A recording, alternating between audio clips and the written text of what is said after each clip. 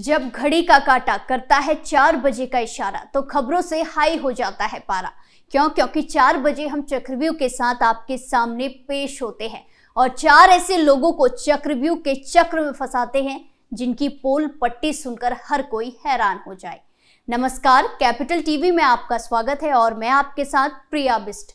आज चक्रव्यूह के चक्र में फंसे हैं एक पूर्वी मंत्री, कट्टरपंथी टीचर मुख्तार अंसारी और सपा कांग्रेस के नेता। इन सभी का आज सारा काला चिट्ठा आपके सामने खोलते हैं और एक एक करके बताते हैं इन सभी की करतूतें।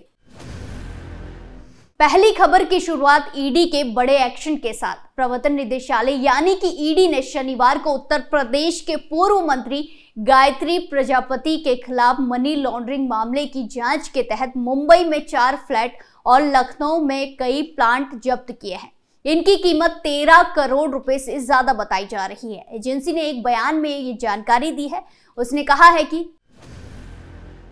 ये संपत्तियां प्रजापति, उनके परिवार के सदस्यों और सहयोगियों की है।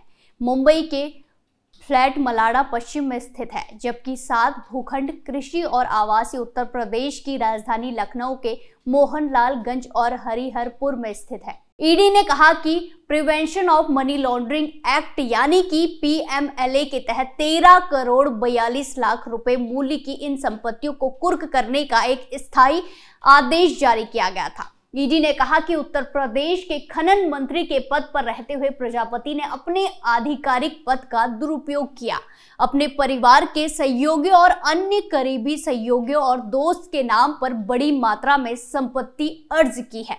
ये उनकी आय के ज्ञात स्रोत के अनुरूप नहीं थी। एजेंसी ने आरोप लगाया है कि पूर्व मंत्री और उनके परिवार के सदस्यों ने उत्तर प्रदेश की सरकार में मंत्री के रूप में उनके कार्यकाल के दौरान विभिन्न काल्पनिक और दिखावटी लेन देन के जरिए उत्पन्न अवैध धन को सफेद किया और कई संपत्तियां हासिल की। एजेंसी ने आगे कहा कि उन्होंने अवैध रूप से अर्जित नकदी को जमा करने के लिए अपने परिवार के सदस्यों के बैंक खातों का भी इस्तेमाल किया। नवीनतम कुर्की के साथ इस मामले में फ्रीज की गई संपत्ति का कुल मूल्य 50 करोड़ 37 लाख रुपए है। ईडी की ओर से 2021 में दर्ज किया गया धन शोधन का ये मामला प्रजापति और उनसे जुड़े लोगों के खिलाफ उत्तर प्रदेश सतर्कता विभाग की ओर से दर्ज प्राथमिकी पर आधारित है। दूसरी खबर श्री राम के नाम से भड़कने वालों की। जहां 22 जनवरी को अयोध्या में रामलला की प्राण प्रतिष्ठा होनी है, पूरा देश राम की लहर में खोया हुआ है। वहीं शहडोल जिले के एक निजी स्कूल में राम का नाम लेने पर टीचर के द्वारा छात्र के साथ मारपीट की घटना सामने आई है। घटना की जानकारी जब छात्र ने अपने परिजनों को दी तो मामला तूल पकड़ने लगा। स्थानीय लोगों के साथ साथ कई हिंदू संगठन भी बुडार थाने पहुंच गए और थाने के सामने घेराव कर टीचर के खिलाफ कड़ी कार्रवाई की मांग करने लगे। आपको बता दें कि शनिवार सुबह बुडार थाना क्षेत्र में स्थित एक निजी स्कूल में 7वीं कक्षा में पढ़ने वाला छात्र अपने दोस्तों के साथ क्लास में मौजूद था।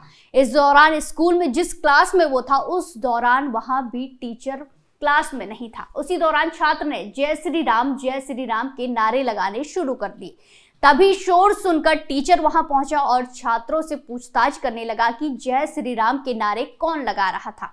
इसी बात को लेकर एक शिक्षक ने छात्र को खड़ा कर उसे तमाचा जड़ दिया, जिसके बाद छात्र रोते हुए अपने घर पहुंचा और घर में परिजनों को पूरी कहानी सुनाई। परिजनों ने तत्काल आसपास के लोगों से मामले की जानकारी दी, जिसके बाद लोग इकट्ठा होना शुरू हो गए और हिंदू संगठन के साथ मिलकर थाने पहुंच गए। थाने में हिंदू संगठनों के साथ छात्र और छात्र के परिजन भी थाने में पहुंचे और थाने में घेराव कर टीचर के खिलाफ कार्रवाई की मांग करने लगे। हंगामा होता देख जिले के तमाम शिक्षक विभाग के आला अधिकारी भी मौके पर पहुंच गए। अधिकारियों द्वारा सख्त कार्रवाई किए जाने के आश्वासन के बाद मामला शांत हुआ। आरोपी टीचर स्कूल डायरेक्टर पर धारा 153, 323 समेत किशोर न्याय अधिनियम की धाराओं में मामला दर्ज किया गया है। थाना प्रभारी संजय जायसवाल ने बताया कि छात्र के साथ स्कूल में जय श्री राम बोलने पर मारपीट की घटना सामने आई है। आरोपी टीचर और स्कूल संचालक के खिलाफ केस दर्ज कर लिया गया है। अगली खबर में बात मुख्तार अंसारी की बढ़ती टेंशन की। उत्तर प्रदेश के गाजीपुर में एक एमपी एमएलए कोर्ट ने मुख्तार अंसारी के साथ साथ 4 लोगों पर चर्चित उसरी चट्टी हत्याकांड मामले में आरोप तय किया है। 15 जुलाई 2021 में हुई मनोज राय हत्याकांड के मामले में मनोज के पिता शैलेंद्र राय ने मुख्तार और अन्य लोगों के खिलाफ मुकदमा दर्ज कराया था।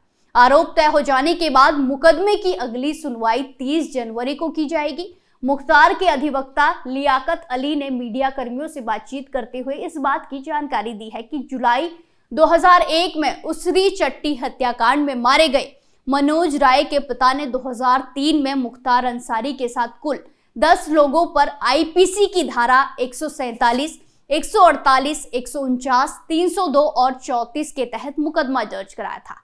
इस पूरे मामले में सुनवाई करते हुए एमपी एमएलए कोर्ट में अपर सत्र न्यायाधीश ने मुख्तार के साथ साथ 4 लोगों पर आरोप तय किए हैं। इस सुनवाई के दौरान मुख्तार को बांदा जेल से ही वीडियो कॉन्फ्रेंसिंग के जरिए कोर्ट में पेश किया गया था। इस मामले में 3 अन्य आरोपी फिलहाल गाजीपुर जेल में बंद हैं। इन आरोपियों में संत कबीर नगर का रहने वाला चंदा, बस्ती का रहने वाला सरफराज और अफरोज शामिल है। तीनों आरोपियों को सुनवाई के दौरान कोर्ट में पेश किया गया था। कोर्ट में चारों की मौजूदगी में अपर सत्र न्यायाधीश ने आरोप तय किए और अगली सुनवाई की तारीख भी जारी कर दी। इस मामले में एक अन्य आरोपी भी था जिसकी पहले ही मौत हो चुकी है। लियाकत अली ने यह बताया कि उसका नाम कमाल था, जबकि 2 अन्य आरोपी भी हैं जिसमें शहाबुद्दीन और अताउर रहमान नाम है। ये दोनों पुलिस रिकॉर्ड के मुताबिक फिलहाल फरार चल रहे हैं। तीनों आरोपियों ने इस मामले में हाई कोर्ट से पहले ही स्टे ले रखा है। इसी वजह से सिर्फ 4 पर ही आरोप तय किए गए। आखिरी खबर में बात राहुल गांधी और अखिलेश यादव के बीच की तकरार पर। सपा और कांग्रेस के बीच सीटों के बंटवारे को लेकर पेच फंसा हुआ है। दिल्ली में कई बैठकें होने के बावजूद सहमति नहीं बन पा रही है। सूत्र बताते हैं कि सपा और कांग्रेस में सहमति का पेच पश्चिम में फंसा हुआ है। पश्चिमी यूपी की आधा दर्जन सीटों पर दोनों चुनाव लड़ना चाहते हैं। ये मुख्य कारण है कि जो सहमति नहीं बन पा रही है। अमरोहा, सहारनपुर, मुरादाबाद और संभल के साथ साथ आधा दर्जन सीटों पर दोनों की नजर टिकी है। इसके साथ ही कांग्रेस से सपा और बसपा से आए नेताओं को कैंडिडेट बनाने पर भी सहमति नहीं बन पा रही है। इमरान मसूद और कुंवर दानिश अली को कांग्रेस कैंडिडेट बनाना चाह रही है, जिसका सपा विरोध कर रही है। इसके पीछे सपा के अपने तर्क हैं और जातीय सामाजिक समीकरण हैं। साथ ही पश्चिम में सहयोगी राष्ट्र लोकदल की भी सहमति अवश्य है। राष्ट्र लोकदल से सीटों के बंटवारे के बाद अब कांग्रेस और सपा के बीच सीट शेयरिंग फॉर्मूले पर बातचीत अपने अंतिम दौर में है। सीटों पर सहमति को लेकर अखिलेश यादव ने कहा कि हम कांग्रेस से लोकसभा चुनाव में गठबंधन के लिए बातचीत कर रहे हैं। दिल्ली में कई बैठकें हो चुकी हैं, जल्द ही और बैठकें होंगी और रास्ता निकल जाएगा। उन्होंने आगे कहा कि विपक्षी गठबंधन इंडिया को मजबूत होना चाहिए। सवाल सीट का नहीं बल्कि जीत का है। जीत के आधार पर हम सब मिलकर फैसला लेंगे। कांग्रेस को 10 से ज्यादा सीटें देने के लिए हम तैयार हैं, बशर्ते वो जिताऊ कैंडिडेट लेकर आए। अखिलेश यादव ने कहा कि अच्छे माहौल में सहयोगियों के साथ सीटों के बंटवारे पर सहमति बन रही है। सपा और आरएलडी ने लोकसभा चुनाव के लिए शुक्रवार को गठबंधन की औपचारिक घोषणा की है। कांग्रेस के साथ भी जल्द ही सीटों के बंटवारे पर अंतिम फैसला लिया जाएगा। इसी के साथ कांग्रेस नेता प्रमोद तिवारी ने कहा कि सीटों को लेकर इंडिया गठबंधन में कोई मतभेद नहीं है। हमारा लक्ष्य बीजेपी को रोकना है और हम इसी रणनीति को ध्यान में रखकर सीट शेयरिंग फॉर्मूला तय कर रहे हैं। लोकसभा चुनाव में बीजेपी को रोकने का फॉर्मूला बताते हुए कहा कि अलग अलग चुनाव लड़ने से हमारा वोट बिखर जाता था, जिसका लाभ बीजेपी को मिलता था और वो जीत जाती थी। लेकिन इस बार ऐसा नहीं होगा। इस बार इंडिया गठबंधन रणनीति के तहत चुनाव लड़ने जा रही है। 55% वोट प्राप्त करने की रणनीति बन चुकी है और बीजेपी इस बार 150 से नीचे आ जाएगी। आज हमने देखा कैसे चक्रव्यूह के चक्र में एक पूर्व मंत्री, कट्टरपंथी टीचर मुख्तार अंसारी और सपा कांग्रेस के नेता फंसे। उनकी पूरी पोल पट्टी खुलकर सबके सामने आ गई। चक्रव्यूह में फिलहाल के लिए इतना ही। फिर पेश होंगे सनसनीखेज खुलासों के साथ। बाकी तमाम खबरों के लिए देखते रहिए कैपिटल टीवी उत्तर प्रदेश। नमस्कार।